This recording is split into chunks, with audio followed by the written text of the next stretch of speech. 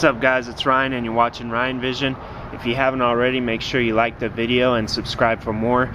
Everything that's been done to this Jeep has been covered in a video, and everything that's going to be done in the future will be covered as well. So make sure you check all the other videos out. Check out projectzj.com. It's a full collection of just the Jeep videos. No guns, no 350Z, no aquarium stuff, just everything that has to do with Project ZJ. So make sure you check that out. Basically, you can see the hood's up right now. I want to go over some recent changes with the cooling system. For those of you that have been following me on Instagram, you're already aware that I had an overheating issue when my girlfriend and I tried to take a trip up to the Rubicon Trail this past Labor Day weekend to do a camping trip just by ourselves. And basically, you know, got all the way up there almost to the trailhead. Still had cell phone service luckily, but started overheating, didn't know what was going on.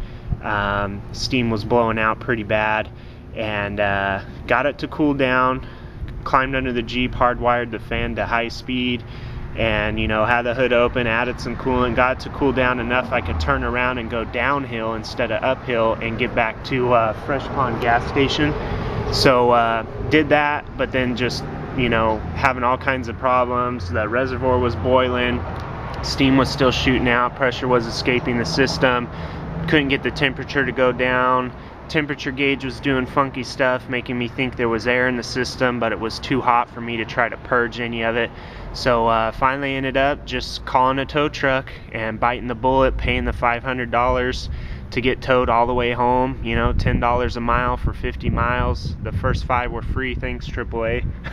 Not really. I think I better upgrade to the premium roadside and get the 200 miles a year instead of the 5 miles. But anyways, long story short, my girlfriend, you know, finally had the same days off as me. We tried to make something happen and go up and camp on the Rubicon by ourselves, and the Jeep overheated. So we got it home, and then I decided, you know, my buddy Joel, who you guys know about if you've been following the videos, he did all the mechanical work, you know, all the engine cooling system, all that kind of stuff. You know, a ton of the suspension work and everything too, the transfer case replacement, you know, everything. He's done a ton of work on this, but he moved from California to Texas. So, you know, I don't have a good trustworthy friend who's a great mechanic to work on this thing anymore. So now it's kind of a battle to find a good shop that I can trust to work on my Jeep, get the job done right the first time, and not charge me an arm and a leg. So that's what I'm going to go through today. I'm going to let you know what happened with the cooling system, what had to get done to fix it, and who did the work. Alright, so hopefully you guys can see this. Maybe I should get in a little closer, but what I did was, you know, like I said, since I didn't know what shop to take this to, I didn't know who I could trust, I got on Google, and then I ended up on Yelp searching for a shop in Rockland, and I came across Holtz Automotive Repair on Pacific Street. I'll put their info in the video. So I gave them a call. They had a 5-star Yelp review. Everybody was raving about them. So I gave them a call. I talked to Dane. He's the shop owner, you know, he runs the shop, and he's also a technician there. So it's cool that you can go there and you can talk to the guy who's running the shop, and he's also the guy that's going to be working on the Jeep. So, you know, I liked that right off the bat. So talked to him, kind of explained the situation. I could tell he knew what he was talking about right off the bat, so that gave me some more confidence in him. And basically I decided, you know, after talking to him, I'm going to take the Jeep in, I'm going to have him diagnose it, and you know, see what the issue is, see what went wrong. And so, you know, it's one of those situations where, could I do the radiator myself? Sure I could. I did it before. But do I have the tools and the professional mechanic experience to diagnose the problem and know exactly what happened? No, I don't. I don't know how to do a pressure test. I don't know how to correctly purge all the air out of the system. So I leave it to the professionals, you know, and not having Joel around anymore, I gotta find a new professional. So that's Dane at Holtz Automotive Repair. Make sure you check him out if you're in Northern California, in the Rockland-Roseville area. You know, he's not going to screw you over on the price. He's not going to upcharge you and sell you all this stuff that you don't want or don't need. He's a real straight shooter. Job's done right the first time, and if you request something, of course he's going to take care of it. And I did request a few things. So basically I got it in there, and Dane checked it out, and he got back to me right away and told me, hey, you know, the first issue I see is your radiator's cracked. Your plastic radiator by the filler neck has a crack in it, and you know, it'll let air into the system and it'll let pressure out of the system. So bottom line, radiator's got to be replaced. So you know, at first, this was on Tuesday after the holiday weekend. It was just going to be like a one-day job. But then the more I thought about it, I was like, you know what, I want to get an aluminum radiator. That way it cools better, and that way I have less chance of it cracking again being out on the trail where I don't have cell service. So called him back, told him I want an aluminum radiator. He ordered it. The vendor that had the radiator, you know, it was their bad. They didn't get it out. And so, you know, a day went by, they didn't have the radiator. Then it showed up, it was damaged. That's not the shop's fault, guys. You can't get mad at the shop, you know, when they're dealing with a vendor who's, you know, having shipping problems. So, you know, I was like, that's fine, I got another car, don't worry about it. Dane was real cool and offered me a rental car, which was totally unexpected, but nice to hear. And I told him, nah, it's cool, I have a second vehicle. So finally the second radiator showed up, undamaged, and he got that installed. And then I called him again because I was just, you know, sitting thinking about the Jeep, and I said, you know what, I really suspect that the thermostat may have gone bad, just because I was having things like collapsing hoses, you know, stuff like that. I felt like I could feel air in the hose sometime instead of water. So, and I also told him how the gauge was spiking, which can mean there's air in the system. So he said, yeah, sure, no problem. Ordered a premium 180-degree thermostat and installed that. Only tacked a little bit onto the bill to get that done. That way we didn't get into a situation where he replaced the radiator, filled it with coolant, pressure tested it, you know, everything like that. Get it all put back together, and then we find out the thermostat's not opening or not opening all the way. So figured, let's just get it done while it's apart, do it all at once. So we did that. The radiator hoses were already new. They're only a couple months old from when Joel did the work on the water pump and a bunch of other things on the engine. Check out the other videos for that. So we didn't replace the radiator hoses or the bypass hose. Water pump is good to go, like I said. So he got the radiator in and the thermostat in, hooked up all the hoses, pressure tested the system, didn't find any leaks, filled it with coolant, purged all the air out of the system, and good to go. So the next thing was the cooling fan, and I guess during all this overheating and stuff, my old fan controller burned up. Well, my old fan controller was only hooked to low speed, and this is a 2-speed Taurus fan. Check out the other videos. I have a detailed video on this fan install. But since the radiator showed up damaged, and then it took a while, basically a one-day job turned into a Tuesday through Friday job, no fault of Dane's, but since he felt bad about the situation, he went ahead and wired up a 2-speed fan controller for me as a surprise. I showed up and he said, you know, I didn't want to Mickey Mouse it. We talked on the phone about just hooking up a switch temporarily until you figured out another fan controller. He said, I didn't want to do that. I wanted it to be right. I didn't want to risk messing up anything in this fresh cooling system.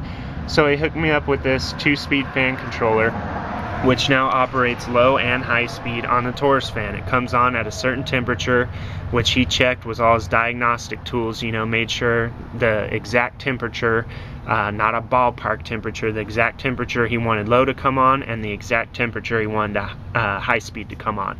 So this is awesome. I couldn't be happier right now. You know, I got my 2-speed fan controller, I got my all aluminum radiator that's not going to crack like the plastic one, and I've got a fresh premium 180-degree thermostat in here. The hoses and everything you can feel are just solid full of water, or coolant I should say, and there's no air in the system. So that's what you get when you deal with a professional.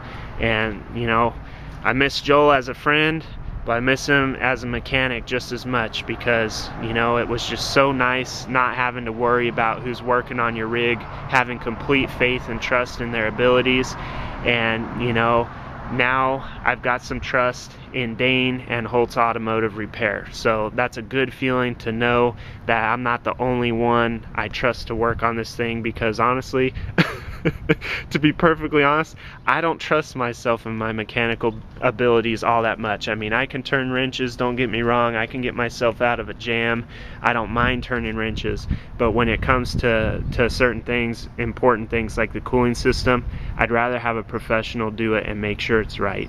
So thanks again, Dane, really appreciate the job well done. And another important thing, guys, while I'm talking about the cooling system, make sure that your radiator cap is functioning properly. Take it off and take a good look at it. Make sure the seals aren't broken. Make sure the springs aren't doing weird things. And you may even want to get an OEM Jeep cap. I think that's what I'm going to do. This is an 18-pound brand new aftermarket cap. The cap controls how much coolant can flow out of and into the radiator between the reservoir over here. So another thing you want to do is this hose that goes to the reservoir and comes out of the filler neck right here, you want to make sure that hose is clear, so you can pull that off and blow some air pressure through it, blow it out, maybe run a new hose. And what I did is I ran it in a more direct path to make sure coolant was flowing back and forth. So make sure your radiator cap's good, make sure this hose isn't clogged, make sure that there's no holes or leaks in your reservoir. And another thing, guys, when you check this level on the reservoir, you'll see right now it looks kind of low down by the add line, but that's because the Jeep's cold. When I start this thing up and get it to operating temperature, that level's going to rise because the coolant in the system's going to expand and flow out of the radiator through this pipe over to the reservoir. So you want to fill this, or top it off I should say, when the vehicle's running at operating temperature. So if it's at operating temperature and it's still down here at the add line, then yeah, you want to make it go to the full line. But I can tell you right now, this is full. Once this thing's up at operating temperature, it goes right to the full line. So, you know, if you know what you're doing, great. You know, if you don't, have a professional do it, guys. Make sure you get all the air out of the system, make sure the thermostat's functioning properly, make sure the radiator cap's functioning properly, and get a pressure test done. That'll tell you for sure if any coolant is getting out of the system, but not only that, it'll tell you if any air is able to get into the system, because that'll cause the same kind of problems too. And also, Holtz Automotive Repair did a block test for me, which tells you for sure whether or not you have any head gasket problems, because they'll check for hydrocarbons, exhaust gases in the coolant, and they'll also check the coolant, or excuse me, the oil, to see if there's any coolant in it. And I was so happy when Dane gave me a call and said the block test came back clean, you don't have any head gasket issues. Because if you guys have dealt with head gasket issues or know someone who has, you know it's a very expensive job and probably not something you're going to take on yourself. Last thing on the cooling, guys, real quick, just wanted to remind you, if you haven't seen the other videos, that I also did a B&M super cooler. That's this black thing right here, kind of hard to see. Not very expensive, got it off Summit Racing. This one's for a 19,000 pound vehicle, so obviously it's a little overkill. Came with a full install kit, and what it does is it basically bypasses the factory, on the factory radiator, and also on aftermarket radiators, it bypasses the internal transmission cooler. So basically you end up with a standalone transmission cooler. That way your transmission runs cooler, and in my case even my engine ran cooler because I didn't have the hot transmission fluid going through the radiator. So check that out as well. Not very expensive, under $100 with a full install kit, really easy to install. So that does it for today, guys. Make sure your cooling system's up to par. You definitely don't want to get stranded, especially on a holiday weekend when none of the shops are open.